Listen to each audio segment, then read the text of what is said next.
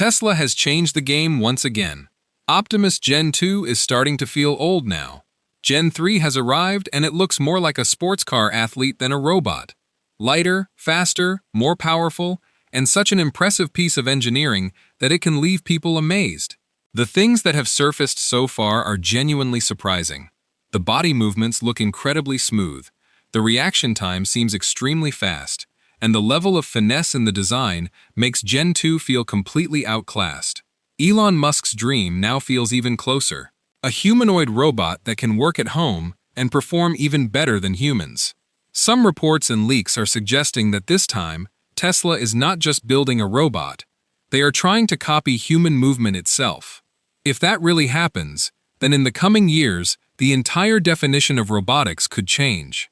And further in this video, we'll see what exactly looks new in Gen 3, how different it is from Gen 2, which hidden upgrades are creating discussion, and why people are calling it Tesla's biggest AI step yet. So make sure to watch this video until the end, because what's coming next might truly surprise you. Before we move ahead, subscribe to the channel so you can watch videos like this before everyone else.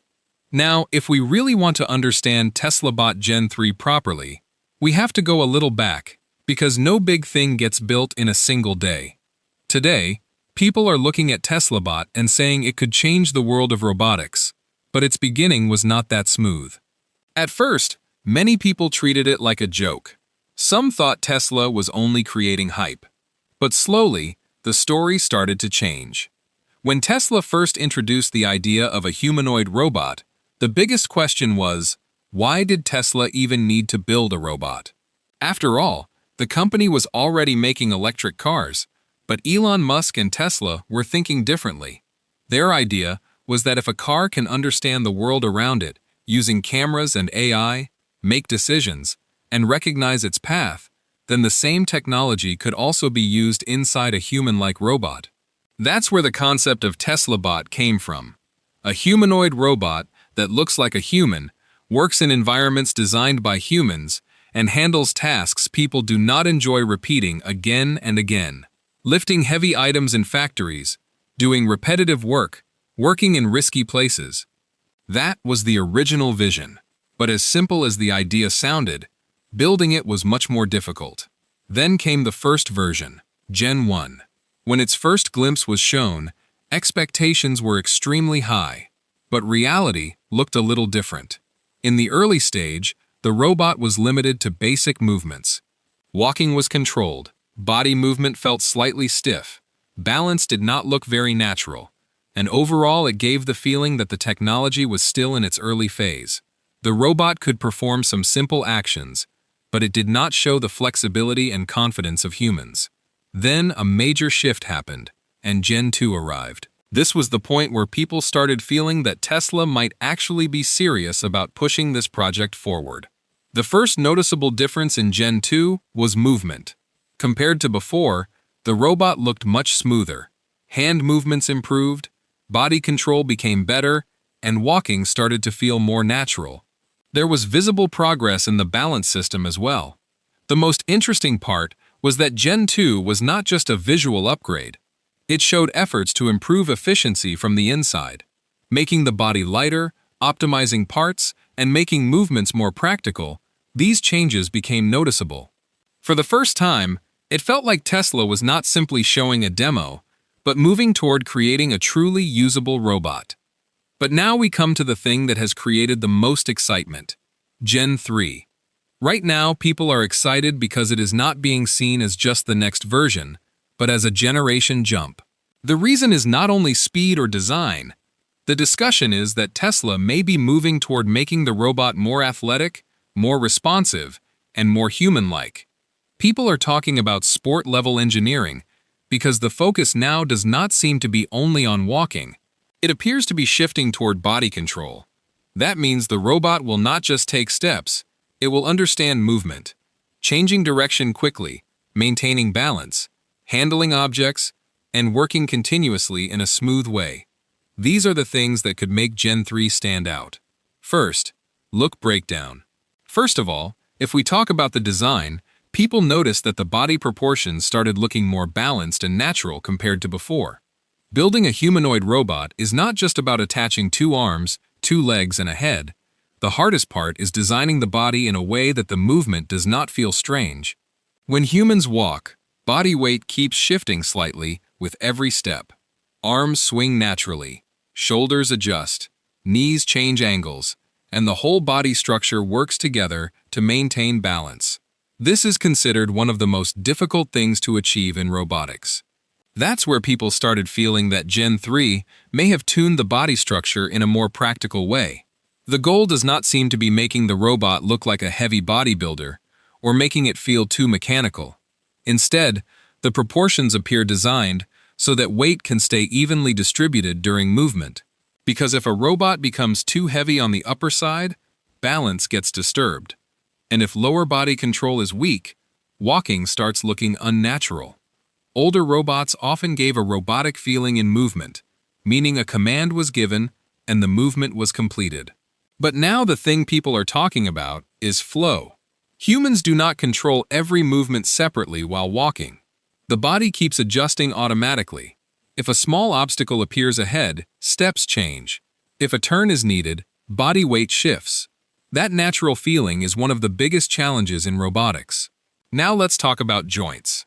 At first glance, this may seem like a small detail, but this is where the real game happens. In the human body, joints are not only there for bending, they also absorb force. When we walk, run, or turn, the body constantly makes micro-adjustments. If robot joints are too stiff, movement feels jerky. If they are too soft, control becomes poor. But now we come to the most interesting part. Why are people calling it athletic? Is it just because it looks faster? Not at all. This is where the concept of sport-level engineering comes in. When people hear sport-level engineering, they often think it simply means more speed. But in sports, being fast alone is not enough. If an athlete runs fast but loses balance, performance is over.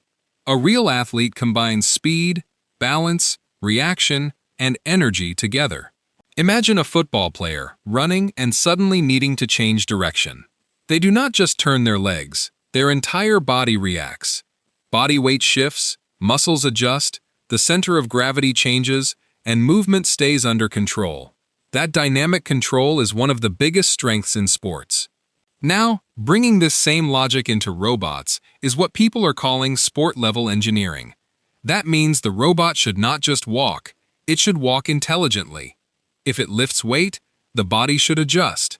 If it needs to avoid something, it should react instantly. If it changes direction, it should not lose balance. Agility becomes very important here, meaning moving quickly while still maintaining control. Stability means keeping the body steady, even during difficult movements. Fast reaction means the robot understands situations immediately instead of responding late. Energy control means using only the amount of energy needed for each movement. And body balance means stabilizing itself after every action. How can Gen 3 move like a human?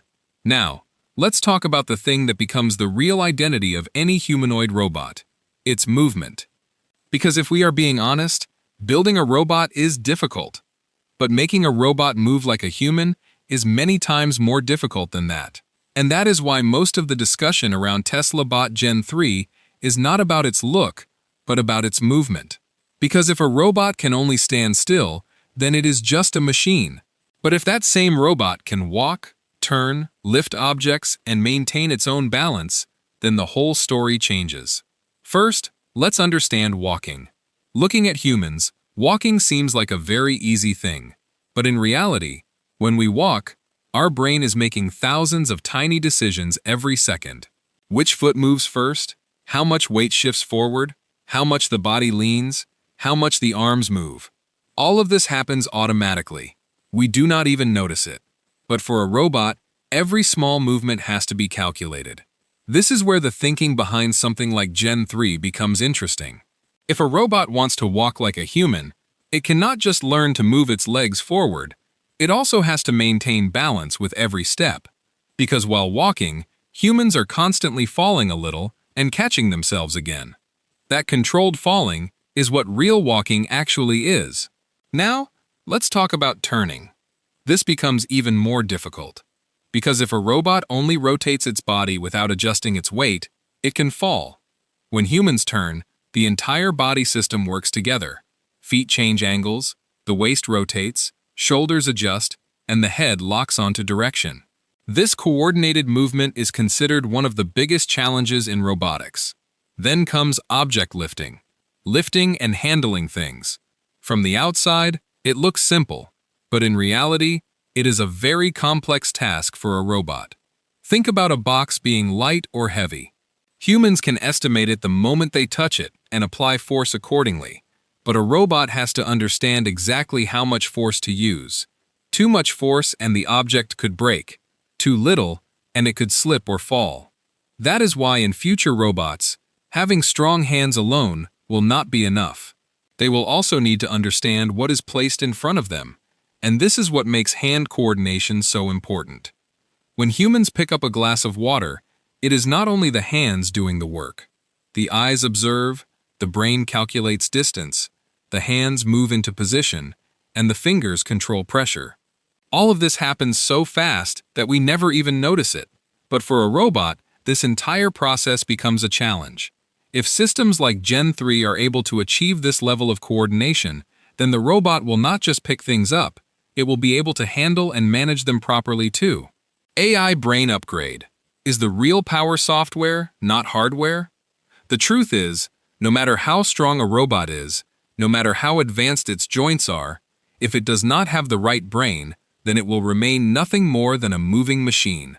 And this is where the real meaning of an AI brain upgrade comes in. A robot's body is its strength, but the one making decisions is its AI. Just like in humans, muscles do the work, but the brain makes the decisions. In robots, motors do the work, but the commands come from software. Think about it.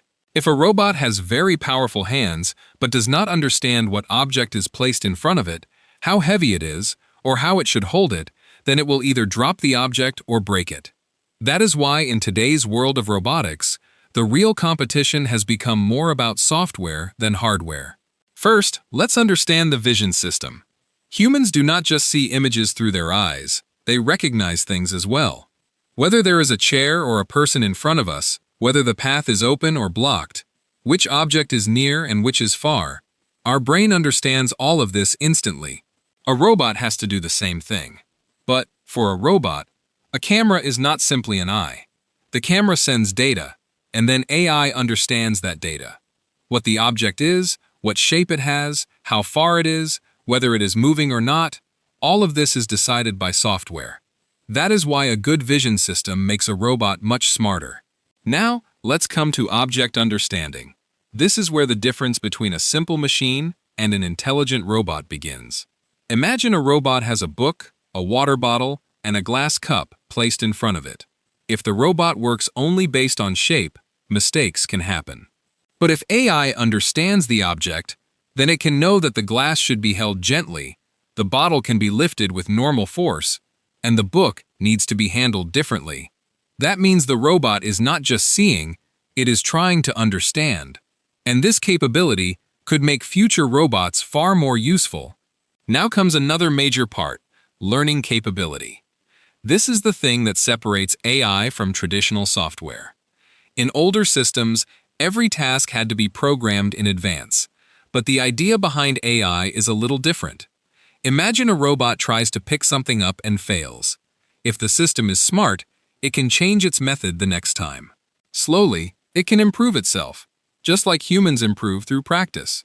That is why people say that in the future, robots may not just follow instructions, they may also learn from experience.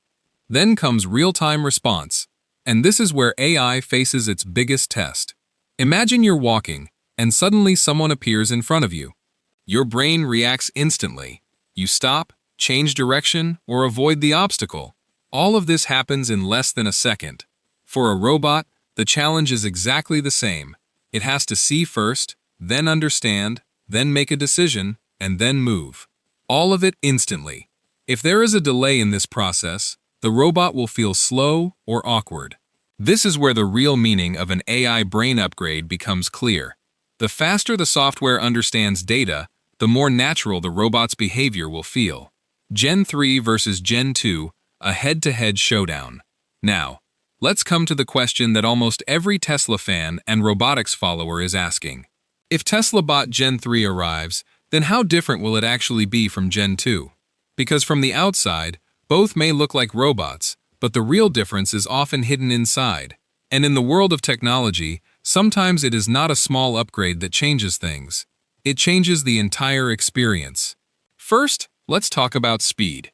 Here, speed does not simply mean walking faster. The real difference is how quickly the robot understands a situation and reacts to it. Think of Gen 2 like a new player entering the field, capable, but making every movement with a little extra thought. While with Gen 3, people are expecting actions to feel more instant and smoother. That means fewer pauses, less hesitation, and a more natural flow. Then comes accuracy. Imagine both robots are told to lift a box. Gen 2 may get the job done, but the idea behind Gen 3 is that it performs with greater precision. How much force to apply, where exactly to hold the object, what angle to use? These small details make a huge difference in the real world. Movement and flexibility follow the same story.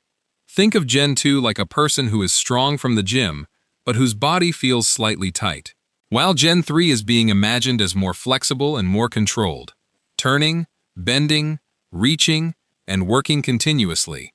All of these depend on movement quality, and that is why the idea of sport-level engineering keeps coming up again and again. Now, let's understand energy efficiency. If a robot is extremely powerful, but drains its battery too quickly, then the advantage becomes limited.